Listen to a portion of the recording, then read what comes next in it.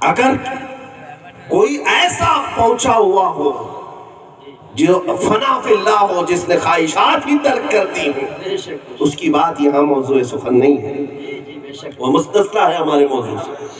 تمام امت کی بات کر رہا ہوں، تمام انسانوں کی بات کر رہا ہوں۔ آپ کو میں یہ آرڈر نہیں دے سکتا کہ صاحب بغیر شادی شدہ رہے، کوئی شادی نہ کرے، مجرد رہے، سنیاسی رہے، تو یہ فطرت کے خلاف ہے۔ لیکن یہ فطرت کے خلاف آج دیکھ رہے بڑے بڑے لیڈر بھی بیٹھے ہوئے، اوپر سے نیچے تک یہ فطرت کے باغی ہیں۔ ہوتا یہی ہے میرے عزیزوں، یہ چیزیں ہیں جو اسلام اس بات کا حکم نہیں دیتا، حتیٰ کہ تمہیں ایسی سخت عبادت کرنے کا بھی حکم نہیں دیا اسلام جس میں تم بیمار پڑ سکتے ہو۔ رات بھر اگر کھڑے ہوتے، اولیاء کی بات نہیں کر رہا ہوں، میں نے پہلے ہی ان کو مستثنیٰ کر دیا، وہ فنا فی اللہ لوگ ہیں، اپنا سب کچھ جنہوں نے اللہ کے نام پر فنا کر دیا، پھر وہ اس دائرے میں نہیں آتے، ان کے مسائل ہی اور ہوتے ہیں۔ لیکن عام لوگوں کی بات کر رہا ہوں، اگر میں آپ سب سے یہ کہوں کہ رات بھر کھڑے ہونا ہے عبادت کے لیے، تو یہ تکلیف ہے۔ انسان سونے کی فطرت رکھتا ہے، اسے آرام چاہیے، اسی لیے حضور پاک صلی اللہ علیہ وسلم نے فرمایا کہ تھوڑے وقت آرام کیا کرو، عبادت بھی کرو۔ کنٹینیو روزہ رکھتے تھے ایک صحابی، حضور نے منع کیا، کہا کنٹینیو روزے کا مطلب سحری بھی نہیں کرنا، افطاری بھی نہیں کرنا ہے، کرتے رہ جانا ہے۔ رسول پاک نے منع فرمایا کہ تمہارے بدن کا بھی تم پر حق ہے، تم بدن کو اس طرح برباد کر کے عبادت نہیں کرو گے، فطرت کے خلاف اسلام نہیں ہے۔ اب میرے عزیزوں آپ کو میں بتاؤں، غیر فطری چیزیں جو آئیں گی تمہارے اندر، تو اسلام سے ہٹی ہوئی، اسلام سے ہٹی ہوئی ہے۔ مرد کو اللہ نے ایک فطرت پر بنایا ہے، عورت کو ایک فطرت پر بنایا ہے۔ مرد اپنی مردانگی میں خوبصورت لگتا ہے، عورت اپنی عورت اور زنانہ پن میں ہی خوبصورت لگتی ہے۔ مرد اگر نسوانی آواز میں، ہلکی آواز میں عورتوں کی طرح بات کرنے لگے تو بوجھ لگتا ہے کانوں پر، یہ کون سی مخلوق ہے؟ عورت اگر مردوں جیسی دادا گیری کرنے لگے تو وہ بھی برا لگتا ہے اس کے لیے۔ وہ اگر ظاہر سی بات ہے، نوجوان کو اگر کہہ دے کہ فلاں جگہ شادی کرنا ہے اور عورت کو دیکھا اس نے، عورت جو ہے ہاتھ میں چاقو تمنچے لے کر کے غنڈہ گردی کر رہی ہے، کیا اس سے پیغام نکاح بھیجے؟ نہیں، اس کو فیلنگ چاہیے ایک ایسی خاتون جو شرمیلی ہو، جس کے اندر عورتوں کی فطرت ہو۔ میں یہ کہنا چاہ رہا ہوں کہ اللہ تعالیٰ نے جس فطرت میں رکھا ہے، اسلام اسی فطرت کا حکم دے گا، اس کے خلاف کچھ نہیں۔ فطرت کے خلاف اسلام نہیں آیا۔ اسی لیے میرے عزیزوں، اے نوجوانوں، میں آپ سے بھی کہنا چاہتا ہوں، اگر تمہیں اسلام کا کوئی حکم بھاری لگتا ہے، بوجھل لگتا ہے، لاؤ میرے سامنے، میں بتاتا ہوں یہ تمہاری فطرت کے مطابق ہے یا نہیں۔ ہمیں اسلام نے اس طرح سے نہیں رکھا ہے کہ تم جو ہے ایسا سنیاس لے لو کہ شادی نہیں کرو گے، ایسے ہو جاؤ کہ کپڑے نہیں پہنو گے، ننگے گھومو۔ دنیا ترک کرنے کا مطلب یہ ہے کہ پورا لباس ہی اتار دو، نہیں کہا اسلام، فطرت کے خلاف ہے۔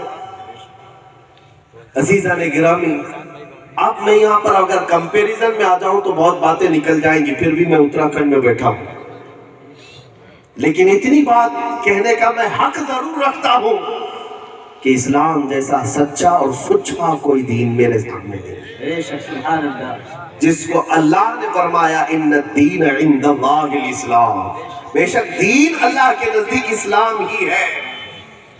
آج حالات کے تناظر میں اگر میں بات کروں آپ کو، یہ بڑے بڑے دادے جو آج دنیا کو پیس سکھانے نکلے ہیں، امن کی دعوت دینے نکلے ہیں، این جی اوز جو پیدا کیے ہوئے ہیں، شرم نہیں آتی ان کو، پوری دنیا کو خون خون کر رکھا ہے اور امن کی بات کرتے ہیں۔ ان کو سارے دہشت گرد کہاں ملتے ہیں؟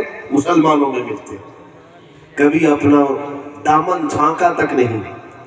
رشیا اور یوکرین کو پوری دنیا میں آج پھیلایا گیا ہے۔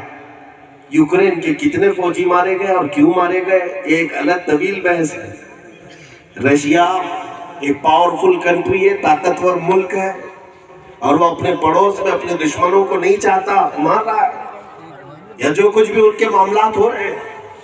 लेकिन मैं आपको ये बताना चाहता हूँ मेरे अजीजों, आज यूएनए में करारदाद पास की जा रही है कि रशिया जोर जबरदस्ती कर रहा है।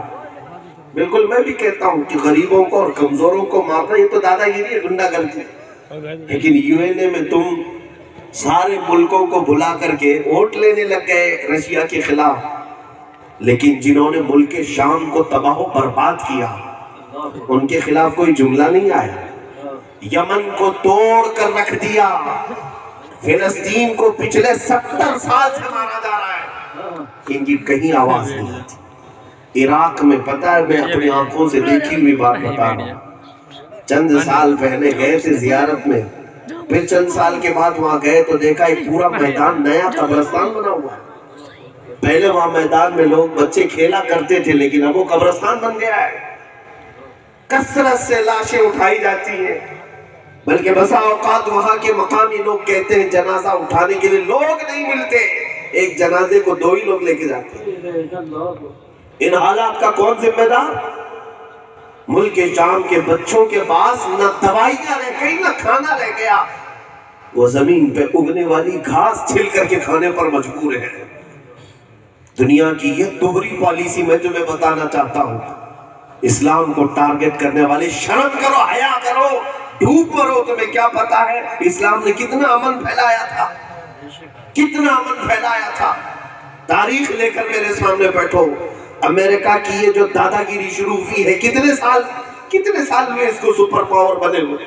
लेकिन तारीख में आपको बताऊं, दूसरी जंग अजीम से लेकर 2022 अब चल रहा है, 1940 से 2022 तक तकरीबन अमेरिका ने 250 जंगें लड़ी हैं। तकरीबन पूरे मुल्कों में या बराह रास्त या किसी और के जरिए से 250 जंगें हुई, जिसमें 201 के करीब खुद अमेरिका ने उसमें मुसाहमत किया है, खुद हिस्सा उसका है। वो जो डेली जंग करता हो वो दुनिया को अमन का पाठ पढ़ा रहा है, अमन की दावत दे रहा है कि हम पीस चाहते हैं, दहशतगर्दी के खिलाफ लड़ना चाहते हैं। सारे दहशतगर्द तो तुम हो, पैदा करने वाले तुम ही हो। इन तमाम को मारना, मुझे बताओ फिलिस्तीन में क्या इंसान नहीं बसते? सिर्फ यूक्रेन में इंसान है, यमन में इंसान नहीं बसते, मुल्क शाम में इंसान नहीं बसते, इराक में नहीं बसते। 8 लाख के करीब लोग मारे जा चुके हैं। इनके कानों पर जूं तक नहीं रेंगती, बोलने के लिए इनके पास जुमले नहीं है।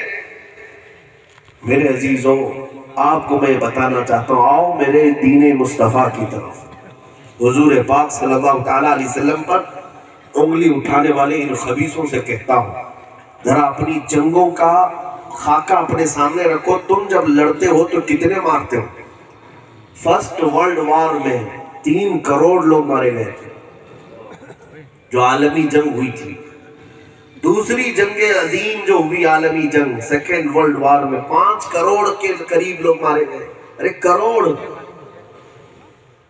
और दीन इस्लाम पर उंगलियां उठाने वालों को मैं कहता हूं, हुजूर पाक सल्लल्लाहु ताला अलैहि वसल्लम की पूरी जिंदगी में आप जितनी जंगों में शिरकत की वो कुल 17 गज़वात।